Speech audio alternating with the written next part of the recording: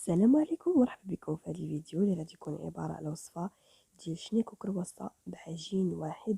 كيجيو ساهلين بزاف. الطريقه ديال التحضير ديالهم مقادير ما كثيراش. كنتمنى ان الوصفه والفيديو ديال اليوم ينالوا الاعجاب ديالكم، ولا عجبكم ما تنساوش ديروا لايك وتشتركوا بالقناه، وبقاو معايا باش تعرفوا المقادير والطريقه ديال التحضير.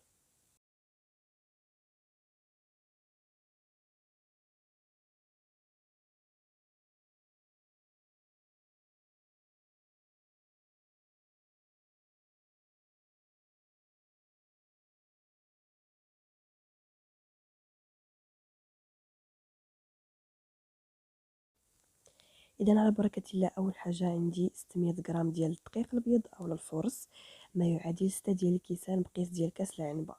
غادي نضيف عليهم كاس لاروب ديال السكر سنيده، 4 كاس ديال الزيت النباتيه، غادي نضيف نص معلقه صغيره ديال الملحه ومعلقه صغيره ديال الخميره الفوريه. غادي نجمع العجين ديالي بالماء دافي، الماء يكون شويه مايل للبارد. غادي نجمعو تقريبا بجوج كيسان ديال العنبه ديال الماء. كتضيفوا الكاس الاول وتبداو تعجنوا، عاد من بعد كتضيفوا الكاس الثاني بالتدريج. كما قلت لكم جوج كيسان العنبه ديال الماء، يكون دافي ولكن مايل للبروديه، ما يكونش دافي مايل انه يكون سخون. وربع كاس ديال الزيت النباتيه، كاس لاروب ديال السكر سنيده، و600 غرام ديال الدقيق، ما يعادل 6 ديال الكيسان ديال العنبه، نص معلقه صغيره ديال الملحه، ومعلقه صغيره مع مراش ديال الخميره الفوريه. انا كما قلت لكم جوج كيسان بركه راه كافيين. واخا تشوفوني انا زدت هذيك حيت الكاس الثاني ما كانش عامر. صافي هني غادي نعجن بطريقه عاديه، غير نجمع العجينه ديالي، راه ما كتحتاجوش كاع انكم تعجنوها بزاف. غير كنجمع العجينه ديالي، كندوز انني غير ندلكها غير شويه، واخا تبان لكم شويه كتلصق ماشي مشكل، معليش جمعوها شويه شويه شويه. كندلكها باش نتحصل على عجين متجانس والسطح ديالو تا هو متجانس. من بعد كنديرو في الفيلم اليمونطير اولا الورق الغذائي، ولا كما كتسميوه السلوفان ولا اللي كان، وكندخلو يبقى في الثلاجه وتقريبا واحد ما بين 45 حتى ساعه ديال الوقت. في هذيك الاثناء كندوز باش نحضر الزبده. انا عندي واحد ورق ديال الطهي قسمته على جوج، خديت النصف ديالو درت فيه 250 غرام ديال المارغرين. انا خدمت باللذه، قطعتها مكعبات وسديت عليها بديك الطريقه اللي شفتوا في الفيديو بحال شي انفلوب.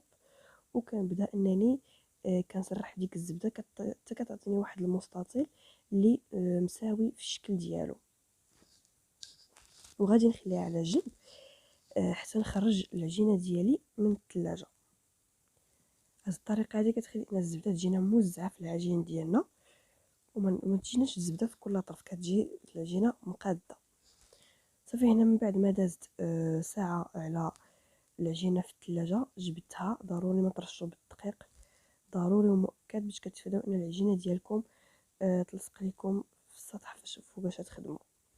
صافي هنا غادي نحيدها من داك الفيلم اليمونطير، وغادي نسرحها على القياس ديال ديك الزبده. وضروري ما ديروا فيها الطحين حتى من الفوق.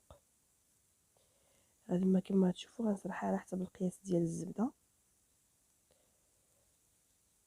كنعطيوها شويه ديال الطول، ما كنطلقوهاش بزاف، وشويه ديال العرض.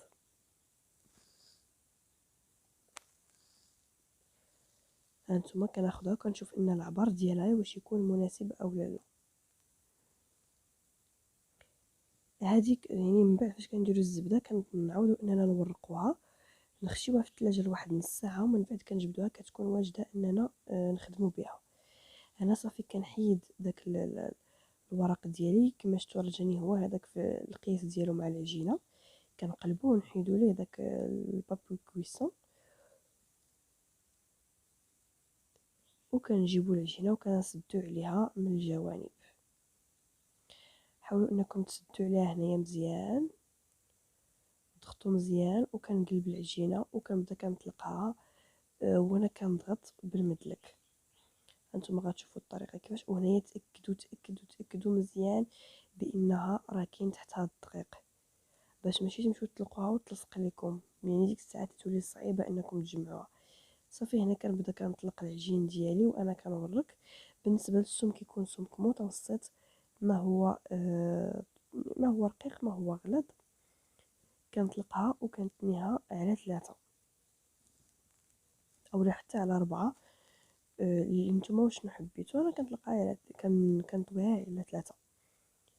هانتوما فيما بانت لي كتلصق كنرش رشه خفيفه ديال الدقيق. حاولوا ما تكثروش الدقيق بزاف باش ما تجيكمش مدقصه.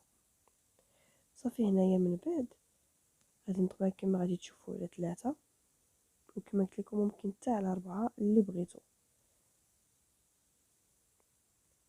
وغادي نعاود عاوتاني نطلقها مره اخرى. فاش نجمعها على 3 نعاود نطلقها مره اخرى، نديرها في الفيلم اليمونتير ونخشيها في الثلاجه عاوتاني تبرد واحد نصف. هنايا صافي غادي نعاود عاوتاني نطلقها ونطويها على 3 المرات بحال الطريقه الاولى، ونعاود نديرها في الفيلم اليمونتير على السلوفان ونخليها تبرد في الثلاجه واحد نصف ساعه. نصف ساعه حتى 40 دقيقه، يعني الا عندكم الوقت معليش خليوها مازال شويه. وغادي ندوز من بعد باش انني غادي نحضر الكريم باتيسير باش اللي غادي ندير في الشنيك. سهله بزاف. صافي هنا كما تشوفوا غنطويها على 3 وغنديرها في الفيلم اليمونتير ونخليها تبرد. هنايا بالنسبه للكريم باتيسير فعندي كاس ونص ديال الحليب، ضفت عليه 2 معالق متوسطين ما عمرينش ديال السكر سنيده كما كتشوفوا راه ما عمرينش. وغادي نضيف 2 معالق ديال بودره ديال الكريم باتيسير. كنخدم بودره الكريم باتيسير ديال العبار لذيذه بزاف احسن من ديك الاخرى ديال الكرتونه. كنحركهم على البارد، عاد كنديرهم على نار متوسطه، تحريك المستمر حتى كيعقد ليا الخليط. وكنخليها تبرد على جنب. هانتوما كتشوفوا القوام ديالها كيفاش كيكون. وغادي نخليها حتى تبرد ليا عاد نخدم بها. صافي هنا بعد ما دازت نص ساعه على العجينه في الثلاجه كنجبدها. اكيد ضروري عاوتاني ترشوا بالدقيق، هذه حاجه ضروري مؤكده. كنحيدها من داك السلوفان وكنقسم العجين ديالي على 2، واحد غندير به الكرواسه واحد غندير به الشنيك. وغادي تشوفوا الكميه اللي غادي تخرج ليا وشحال من حده غتخرج ليا في كل شكل. صافي هنا قسمتها على 2. غناخذ الجزء الاول وغادي نطلقو كما غادي تشوفوا. تقريبا يعطيني، غنبدا بالكرواسه تعطيني 10 ديال الحبات، 10 ديال الحبات اللي غتعطيني ديال الكرواسه. اما الشنيك فغتعطيني تقريبا ما حسبتش الصراحه، وقيلا شي 15 حبه. هنا كما كتشوفوا كنطلقوها مزيان. بالنسبه للسم كيكون متوسط، يعني ما هو رقيقه بزاف ما هي غليظه بزاف. هانتوما غتشوفوا غنطلقها ونحاول انكم ما امكن تطلقوها مستطيله في الشكل. غادي نحيد ليها دوك الجوانب. غادي اكيد نحتفظ بهم، ما غادي نلوحهم حتى شي حاجه، حتى هما ندير فيهم الشكلاط ونلويهم وندخلهم حتى هما يطيبوا معاهم. صافي وغادي نبدا انني نحدد كل وحده كيفاش نحدد الحدود ديال كل مستطيل. هانتوما كنقسمها على 5 وكل مستطيل كنقسموه ل2 ديال المثلثات. راه طريقه جد جد جد جد جد سهله. انا كنخدم بالقطاعه ديال البيتزا لانها صراحه عمليه بزاف وسهله في التقطيع ديالها احسن من الموس. وغادي ندوز باش نعمر كل وحده. غادي نعمرو هذه بالشوكولاط ديال الكرواسه. هذوك الشوكولاط اللي كيكون طويل وممكن تستخدموا اي شوكولاط عندكم. ما عندكم الشوكولاط تاع الكرواسه مثلا عندكم هي مثلا بحال الشوكولاط كالا، بديل الشوكولاط كالا يعني الشوكولاط اللي كيكون مربع، فغادي تاخذوه تذوبوه ومن بعد ما تذوبوه تسرحوه في شي ورق ديال الطهي على شكل عويدات وتخليوه تيقسح وخدموا به. انا كما كتشوفوا كنجيب كل مثلث كنسرحو كنطلقوا شويه بيديا. عاد من بعد كنحط 2 حبات ديال الشوكولاط وكندير واحد القسيمه بداك بموس اولا بهذيك كيمشونا بالقطاعه ديال البيتزا اللي عندكم. كديروا واحد القسيمه وكتبداو كتلويو فيها. كنتمنى ان الطريقه يعني تكون واضحه. هانتوما كديروا واحد الفريقه صغيره وكتبداو كتهزوا دوك الجوانب بجوج وكتبداو كتلويو. سهله سهله سهله بزاف، ما كاين ما سهل منها. وحتى المقادير ما فيهاش بزاف. هي ممكن الطريقه ديال التحضير ديالها تكون شويه طويله، ولكن في ذاك الوقت يعني فاش كتحضروها ممكن ديروا شحال من شغال. يعني فاش تحطوها هي مثلا تبرد في الثلاجه، طلع الشغال ما تقضيو على هي ما تبرد. ولكن كيجيو الصراحه لذاذ، خصوصا فاش كيكونوا يلا خارجين من الفران، راه واحد البنه لا تقاوم. صافي هنايا وكتضغطوا واحد الضغيطه بسيطه على كل حبه، وكتستفوهم في طاوه اللي كيكون فيها ورق ديال الطهي، وباش كنخليهم نيت كيخمروا فيها. هنايا بالنسبه للشنيك فغادي نطلقوه شويه كثر ما طلقنا الكرواسه كيطلق الشنيك شويه كثر. غادي نطلقوا تكون العجينه شويه رقيقه على ديال الكرواسه، حيت الشنيك باقي كيتلوى، باقي غادي نلويوه. هانتوما غنستمر انني نطلق العجين، وكما قلت لكم بالنسبه للشنيك ضروري تاكدوا ان العجينه من تحت من هاد الدقيق، لانكم فاش غادي نجيو نلويوه وما كانش تحت هاد الدقيق كانت تلصق لكم فوق البلاصه فاش كتخدموا، فغادي تعصبكم مزيان في اللوي. ما غاديش كاع تبي تلوى معكم وتبدا تلصق لكم وتخرج لكم لا كريم غادي تعصبوا معها. داكشي باش تاكدوا من انكم دايرين كميه ديال الدقيق مناسبه.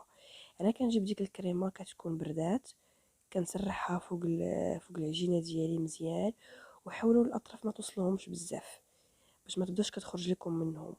من بعد غادي نضيف حبيبات ديال الشوكولات. شوف الحبيبات الشوكولات اختياريين، ممكن بس الحبيبات تضيفوا الزبيب، ممكن تضيفوا الكوك مع كاوكاو محمرين، كاوكاو مهرمش مع الكوك، تحمروهم في مقيله تخليهم تيبردوا وتضيفوهم. ممكن تضيفوا اللي بغيتو، اي حاجه كتفضلوها ضيفوها. ممكن نضيفوا شويه ديال البراليني اولا شويه ديال الكونفيتور ديال الحلوى، اللي عندكم باش تعمروا به عمروه. صافي وهنايا كما كتشوفوا كنبدا كنلوي بشوي بشوي بشوي بشوي حتى كنجمع العجينه ديالي. ومن بعد كنجيب واحد الخيط، هاد هنا علاش داكشي اللي قلت لكم يكون دقيق مزيان في الطابور ديالكم ولا صوت العمل ديالكم. ها نتوما كشتوها كي تتلوى دغيا دغيا، الا ما كانش الدقيق غتبدا كتلصق لكم. صافي يعني غادي نجيب واحد الخيط العادي وكنبدا كنقطعه باش غادي نقطع، يعني كنخشي ونقاطعو ونقطع. كنتمنى ان الطريقه تكون واضحه. المهم ما تديوش على حالتي، راه كلها عمرات بالدقيق. ما كنت زربانه اصلا، كان عندي واحد الخرجه وكان خاصني ضروري نساليهم باش نخليهم يخمروا ونخرج. كتستفوهم في الطاوه ديالكم.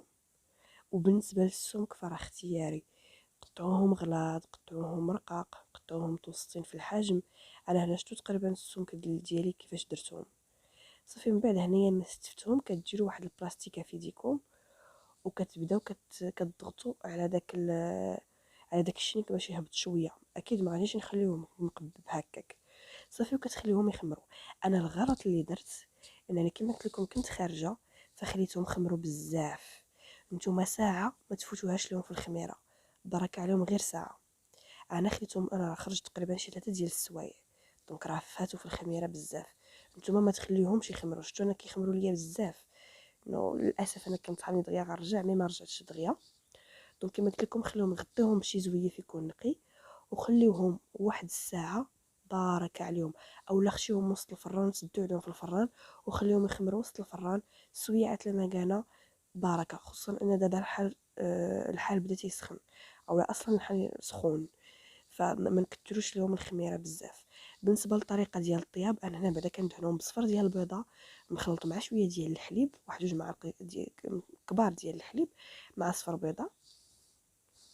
ضربوهم ودهنوا بهم ودهنوا بشويه باش ما يهبطوش لكم.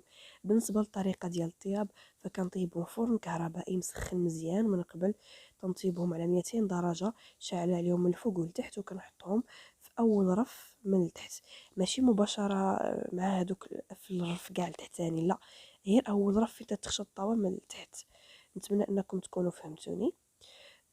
كما قلت لكم 200 درجه كيبداو كيتحمروا، كنقص لهم العافيه ل 180 وكنخليهم يتحمروا ويتورقوا على راحتهم. عرفتي فاش كيبداو كيتحمروا. بالنسبه للفرن ديال الغاز فالعافيه تكون متوسطه، كتشعلوا عليهم غير من التحت حتى كيطيبوا ويتورقوا، عاد تشعلوا عليهم يتحمروا لكم من الفوق، اولا نزلوا الطاوه لتحت وتكون العافيه فوق منها باش يتحمروا لكم من الفوق. نتمنى انني نكون شرحت مزيان. بالنسبه للفران يكون مسخن من قبل، سواء فرن ديال الغاز او لا فرن ديال الضوء، يكونوا بجوج مسخنين من قبل. انا بعد ما خرجتهم فاش دهنتو بالناباج ممكن ندهنو بالكونفيتور. وهذا الشكل ديال الكرواسون، فغادي ندير فيه الشوكولاط دايب، وغادي ندير معاه كذلك نرشو برشيشه ديال السكر كلاصي. نتمنى اني نكون شرحت لكم الطريقه ديال الطياب مزيان. كما قلت لكم فرن كهربائي العافيه 200 شاعلين من الفوق والتحت، تحطوهم في اول رف من التحت تيبداو تيطورقوا يحمروا لكم من الفوق والتحت، عاد نقصوا العافيه ل 180، ماشي الرف التحتاني كاع، اول رف تتخشى فيه الطاوه. الفرن ديال الغاز العافيه تكون متوسطه شاعلين عليهم غير من التحت حتى يحمروا لكم من التحت ويبداو تيتورقوا ويطيبوا من التحت، عاد شعلوا عليهم يتحمروا لكم من الفوق او نزلوهم من التحت والعافيه تكون فوق منهم. وهذه هي الشكل ديالهم النهائي كيفاش كيجيو خطيرين في المذاق وزوينين حتى في الشكل. كنتمنى ان الوصول الفيديو ديالهم ينالوا الاعجاب ديالكم، ولا عجبكم ما تنسوش ديروا لايك وتشتركوا بالقناه، والى اللقاء في فيديو اخر باذن الله.